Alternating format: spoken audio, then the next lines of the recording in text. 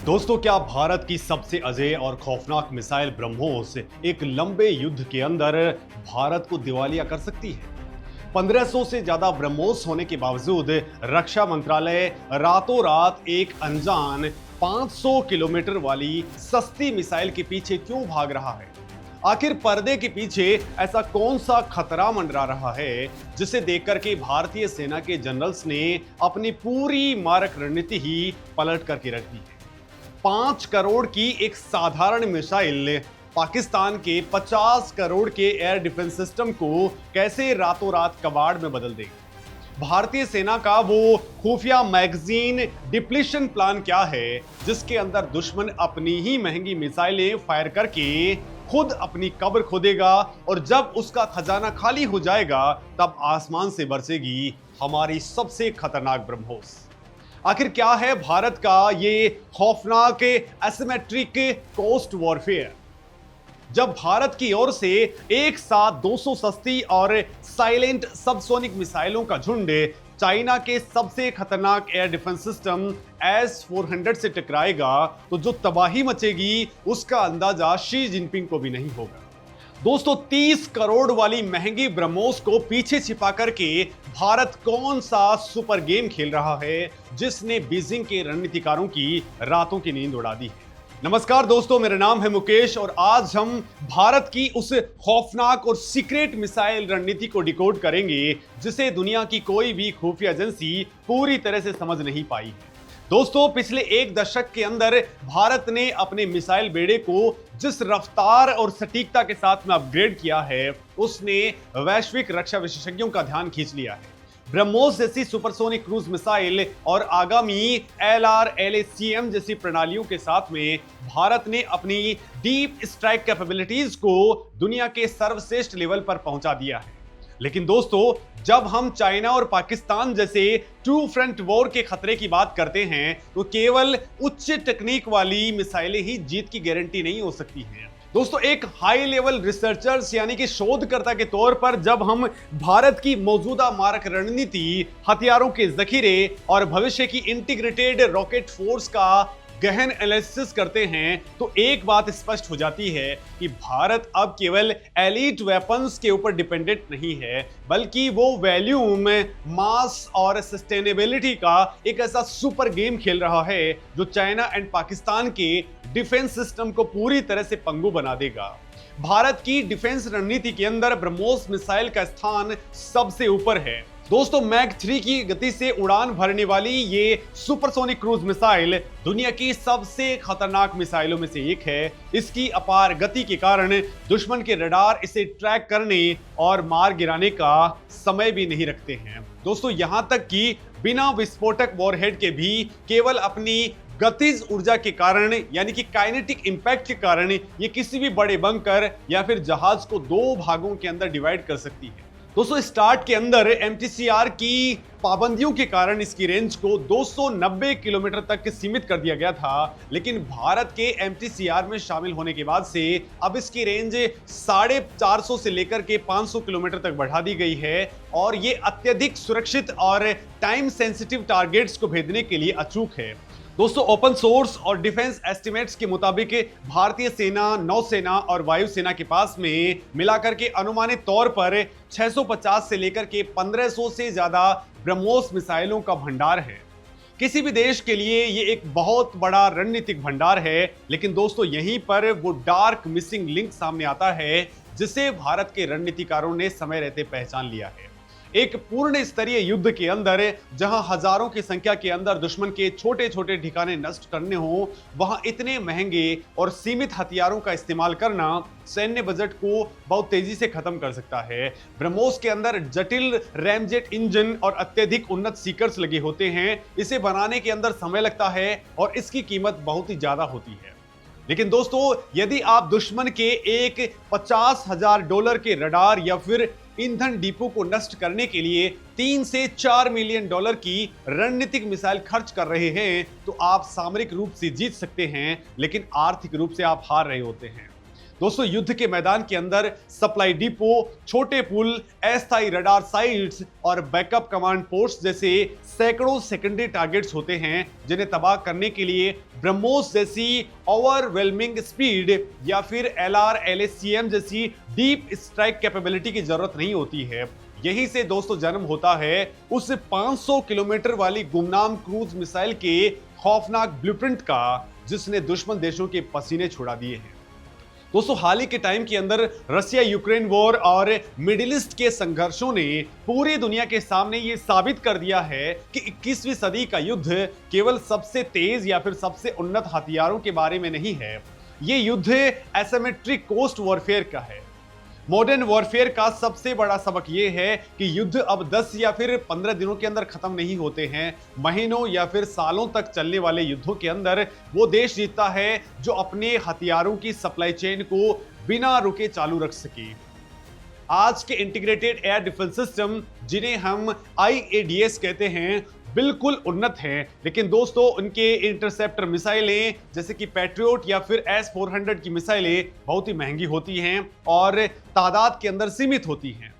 दोस्तों मोदी सरकार की डिफेंस पॉलिसी और स्ट्रेटेजिक थिंकिंग ने इस हकीकत को बहुत गहराई से डिकोड कर लिया है। उन्होंने समझ लिया है कि अगर भारत को एक लंबा युद्ध लड़ना पड़े तो उसे एक ऐसी लेयर्ड मिसाइल रणनीति चाहिए जहां महंगे लक्ष्यों के लिए महंगी मिसाइलें हों और सस्ते लेकिन महत्वपूर्ण टारगेट्स के लिए एक ऐसी मिसाइलें हों जिन्हें थोक के भाव से दागा जा सके। और यहीं पर भारतीय सेना का मैगजीन डिप्लीशन प्लान काम में आता है।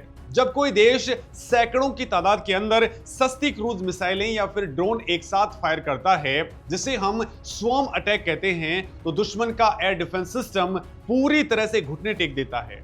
दोस्तों जरा इमेजिन कीजिए जब भारत की ओर से एक साथ 200 सस्ती और साइलेंट सबसोनिक मिसाइलों का झुंड चाइना के सबसे खतरनाक एयर डिफेंस सिस्टम यानी कि S-400 या फिर पाकिस्तान के HQ-9 की तरफ बढ़ेगा तो क्या होगा। दुश्मन मजबूर हो जाएगा कि वो इन सस्ती मिसाइलों को रोकने के लिए अपने बहुमूल्य सरफेस टू एयर मिसाइलों यानी कि SAMs को दागे। पाकिस्तान की इकोनॉमी पहले से ही खस्ताहाल है। एक 50 करोड़ रुपए का एयर डिफेंस इंटरसेप्टर चला करके अगर वो भारत की 5 करोड़ की मिसाइल गिराएगा तो वो कुछ ही दिनों के अंदर दिवालिया हो जाएगा। दुश्मन अपनी ही महंगी मिसाइल फायर कर करके खुद अपनी आर्थिक कब्र खोद लेगा और दूसरी तरफ चाइना की पीपुल्स लिबरेशन आर्मी के पास में भले ही पैसा हो लेकिन उनके लॉन्चर्स के अंदर मिसाइलों की तादाद सीमित है। जब दुश्मन का एयर डिफेंस सिस्टम अपनी सारी महंगी मिसाइलें इन सस्ती क्रूज मिसाइलों पर फायर करके खर्च कर चुका होगा, यानी कि जब उनके लॉन्चर्स खाली हो जाएंगे तब आसमान से बरसेगी असली मौत। दोस्तों खाली हो चुके आसमान के अंदर भारत के ब्रह्मोस और LRLSCM बेरोक टोक दुश्मन के हाई वैल्यू टारगेट्स जैसे कि कमांड सेंटर्स, एयर बेसेस और न्यूक्लियर फैसिलिटीज को पलक झपकते ही नेस्तनाबूद कर देंगे। दोस्तों ये है सुपर गेम जो भारत खेल रहा है। महंगी मिसाइलों को पीछे छिपा करके पहले सस्ती मिसाइलों से दुश्मन की ढाल को तोड़ना और फिर निहत्थे दुश्मन के ऊपर अचूक वार कर देना। दोस्तों ये रणनीति दिखाती है कि भारत ने भावनात्मक या केवल दिखावटी हथियारों की दौड़ से खुद को अलग कर लिया है और अब पूरा फोकस लॉजिस्टिक्स, मास प्रोडक्शन और इकोनॉमिक सस्टेनेबिलिटी के ऊपर है। दोस्तों ये 500 किलोमीटर की रेंज वाली स्वदेशी सबसोनिक मिसाइल कोई साधारण वेपन नहीं है। ये भारत को एक डिफेंस सुपर पावर बनाने की दिशा के अंदर सबसे बड़ा गेम चेंजर है। ये मिसाइल साधारण टर्बोफेन इंजन और मॉड्यूलर पार्ट से बनेगी। इसका मतलब ये है कि इन्हें बनाने के लिए अत्यधिक विशिष्ट सरकारी कारखानों की जरूरत नहीं पड़ेगी। ये एक बहुत ही रणनीतिक बदलाव है। जब बॉर्डर के ऊपर युद्ध चल रहा हो और एक एक सेकंड की कीमत सैनिकों की जान से चुकानी पड़े तो दिल्ली से ब्रह्मोस फायर करने की ऑर्डर का इंतजार कौन करेगा। क्योंकि दोस्तों ब्रह्मोस जैसी रणनीतिक मिसाइलें महंगी होती हैं, लिहाजा इन्हें फायर करने का आदेश उच्च सैन्य और राजनीतिक नेतृत्व से आता है। लेकिन ये 500 किलोमीटर की सस्ती मिसाइलें सीधे फ्रंटलाइन के कमांडर्स यानी कि थिएटर कमांडर्स के कंट्रोल में होंगी। पल पल बदलते युद्ध के मैदान में वो बिना आला कमान के फैसले का इंतजार किए चाइना या फिर पाकिस्तान की सप्लाई लाइंस को बीच में ही चीर देंगे। ये कमांड अडेप्टेबिलिटी भारतीय सेना के रिएक्शन टाइम को इतना तेज कर देगी कि दुश्मन को अपनी रणनीति बदलने का मौका तक नहीं मिलेगा। दोस्तों जरा सोचिए, जब युद्ध के अंदर अचानक से सरकारी मिसाइल कारखानों के ऊपर बम गिरने लग जाएंगे। दोस्तों भारत के जनरल्स ने रसिया यूक्रेन युद्ध से यह डरावना सबक सीख लिया है कि युद्ध के दौरान अंतरराष्ट्रीय सप्लाई चेन टूट जाती है। अगर मिसाइल के पार्ट्स विदेश से आते हैं या देश के केवल 1 या 2 सरकारी कारखानों में बनते हैं तो युद्ध हारना तय है। इसके बाद में रातों रात क्रूज मिसाइलें बनाने का पूरा ब्लूप्रिंट प्राइवेट कंपनीज के तहखानों के अंदर शिफ्ट कर दिया गया। दोस्तों भारत सरकार ने पूरा parallel manufacturing line private sector को सौंप दिया है। दोस्तों भारत के अंदर हजारों की तादाद के अंदर बन रहे इन स्वदेशी इंजन्स का ये सीक्रेट वॉल्यूम गेम इतनी खामोशी से चल रहा है कि इसकी भनक ड्रैगन के जासूसों तक बनने लगी है। डीआरडीओ ने अपनी 1000 किलोमीटर रेंज वाली इंडिजिनस टेक्नोलॉजी क्रूज मिसाइल जिसे ITCM कहते हैं, उसके अंदर स्वदेशी स्मॉल टर्बोफेन इंजन जिसे STFE या मानिक इंजन कहा जाता है, उसका सफलतापूर्वक परीक्षण कर लिया है। ये भारत को क्रूज मिसाइल टेक्नोलॉजी के अंदर 100% आत्मनिर्भर बना देता है। लेकिन दोस्तों असली धमाका तो प्राइवेट सेक्टर ने किया है। जुलाई 2026 के अंदर बेंगलुरु में मौजूद एक निजी रक्षा कंपनी पैनिनियन इंडिया ने यांतूर 4.5 किलो न्यूटन टर्बोफेन इंजन का अनावरण किया है। यह भारत का पहला पूरी तरह से निजी तौर पर विकसित टर्बोफेन इंजन है, जिसे विशेष रूप से स्वायत्त L1 long range land attack cruise missile को पावर देने के लिए बनाया गया है। दोस्तों इसका रणनीतिक अर्थ क्या है? दोस्तों पहले भारत को मिसाइल बनाने के लिए केवल BDL या फिर सरकारी ऑर्डिनेंस फैक्ट्रीज के ऊपर डिपेंडेंट रहना पड़ता था, जिसमें दोस्तों प्रोडक्शन रेट धीमा होता था। अब युद्ध की स्थिति के अंदर अगर एक सरकारी फैक्ट्री पर हमला भी हो जाता है तो देश के अलग अलग कोनों के अंदर मौजूद दर्जनों प्राइवेट फैक्ट्रियां 500 किलोमीटर वाली मिसाइलें थोक के भाव से बना करके सेना को सौंपती रहेंगी। ये प्राइवेटाइजेशन और स्वदेशीकरण भारत की स्ट्रेटेजिक ऑटोनॉमी को एक ऐसे मुकाम पर ले गया है जहां पर वेस्ट का कोई भी देश अब भारत पर दबाव नहीं डाल सकता है। दोस्तों भारत का टारगेट अब वन साइज फिट्स ऑल यानी कि एक ही हथियार से अब सारे काम करना नहीं है। भारत ने चाइना की रॉकेट फोर्स की तर्ज पर अपनी स्वयं की इंटीग्रेटेड रॉकेट फोर्स का खाका तैयार किया है। इस फोर्स के पास में हर तरह के काम करने के लिए एक विशेष हथियार होगा जो पूरी तरह से लेयर्ड स्ट्राइक कैपेबिलिटी के ऊपर आधारित है। इसे 3 अलग अलग टीयर्स के अंदर बांटा गया है।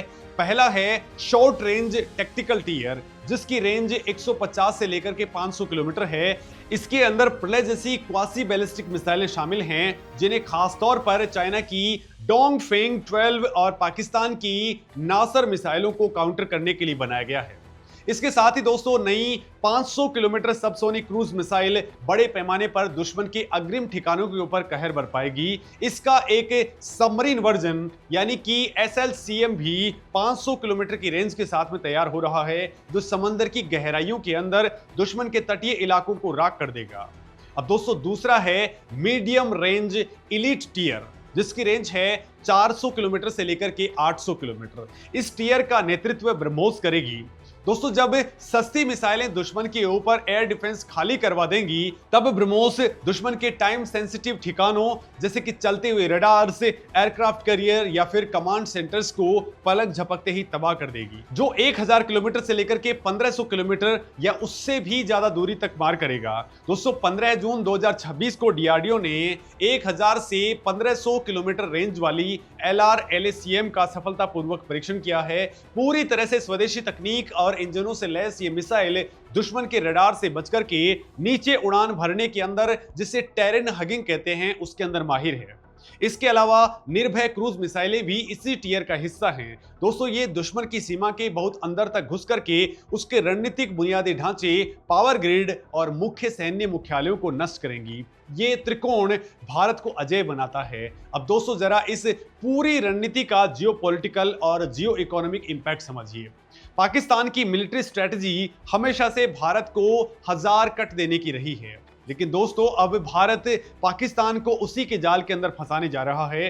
पाकिस्तान ने चाइना से HQ-9P, जिसे हिमाद्री कहा जाता है, जैसे एयर डिफेंस प्रणालियां भारी कर्ज के ऊपर खरीदी हैं। उनका मानना है कि ये सिस्टम भारत की महंगी मिसाइलों को रोक लेंगे, लेकिन दोस्तों जब आसमान से सस्ती लेकिन अचूक 500 किलोमीटर रेंज वाली क्रूज मिसाइलों की बारिश होगी तो पाकिस्तानी जनरल्स के पास में दो ही ऑप्शंस होंगे, या तो वो हाथ पर हाथ धरे बैठे रहें या फिर अपने ठिकानों को तबाह होने दें, या फिर अपने करोड़ों रुपए की मिसाइलें फायर कर दें और अपना खजाना खाली कर लें। दोस्तों दोनों ही सूरतों के अंदर पाकिस्तान की हार 100% तय है। ये है भारत का एसिमेट्रिक वॉरफेयर, जहां दुश्मन की तकनीक उसी की सबसे बड़ी कमजोरी बन जाएगी। दोस्तों पुतिन और नेतन्याहू भी लंबे समय के युद्धों के अंदर इसी इकोनॉमिक सस्टेनेबिलिटी से जूझ रहे हैं, लेकिन भारत के रक्षा विशेषज्ञों ने युद्ध शुरू होने से पहले ही इस चक्रव्यूह को भेजने का मास्टर प्लान तैयार कर लिया है। चाइना के परिप्रेक्ष्य के अंदर बात करें तो ताइवान स्टेट से लेकर के लद्दाख की बर्फीली चोटियों तक पीपल्स लिबरेशन आर्मी को एक साथ कई मोर्चों पर तैयार रहना पड़ रहा है।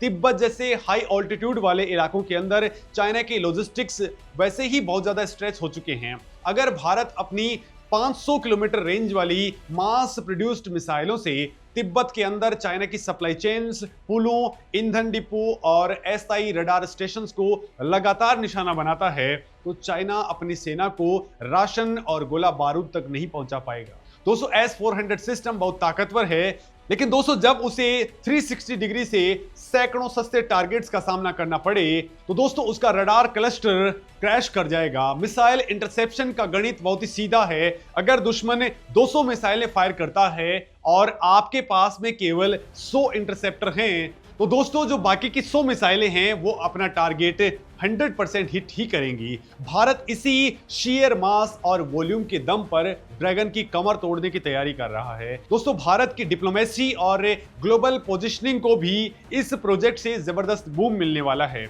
आज दुनिया के अंदर बहुत कम ऐसे देश हैं जिनके पास में अपनी क्रूज मिसाइल टेक्नोलॉजी, अपना टर्बोफैन इंजन और मास प्रोडक्शन के लिए प्राइवेट सेक्टर का इतना मजबूत इकोसिस्टम है। दोस्तों मोदी सरकार की मेक इन इंडिया और डिफेंस एक्सपोर्ट पॉलिसी के तहत फ्यूचर के अंदर ये 500 किलोमीटर वाली सस्ती क्रूज मिसाइलें भारत के मित्र देशों जैसे कि आसियान कंट्रीज, वियतनाम या फिर फिलीपींस को भी बेची जा सकती हैं। इससे चाइना के चारों तरफ एक साथ सुरक्षा घेरा बन जाएगा जिसे तोड़ पाना बीजिंग के लिए इम्पॉसिबल होगा। दोस्तों ब्रह्मोस पहले से ही फिलीपींस को एक्सपोर्ट की जा चुकी है और अब ये नई मिसाइल भारत को ग्लोबल आर्म्स मार्केट के अंदर एक नया खिलाड़ी बना देगी। दोस्तों एक समय था जब भारत अपनी रक्षा जरूरतों के लिए 70% वेपन्स का आयात किया करता था, लेकिन आज भारत खुद हथियारों का एक बहुत बड़ा निर्यातक बनने की राह पर तेजी से आगे बढ़ चुका है। ये 500 किलोमीटर की मिसाइल भारत के रक्षा शस्त्रागार की वो डार्क मिसिंग लिंक थी जिसे अगर आज नहीं तोड़ा जाता तो फ्यूचर के 2 फ्रंट वॉर के अंदर भारत के लिए अपने संसाधनों को मैनेज करना बहुत इंपॉसिबल है। और बड़ी बात तो ये है दोस्तों कि अब 2 फ्रंट के बजाय 3 फ्रंट भी खुल चुका है और वो तीसरा फ्रंट है बांग्लादेश का। दोस्तों युद्ध में एक एक गोली का हिसाब रखना पड़ता है। आप शेर का शिकार करने के लिए टैंक के गोले का इस्तेमाल नहीं कर सकते हैं और ना ही मच्छरों को मारने के लिए AK-47 निकालते हैं। बिल्कुल दोस्तों इसी तरह से सामरिक हथियारों के लिए ब्रह्मोस और LRLSCM हैं, लेकिन दोस्तों रोजमर्रा के टैक्टिकल टारगेट्स को भस्म करने के लिए ये नई सबसोनिक मिसाइल सेना का ब्रह्मास्त्र बनेगी।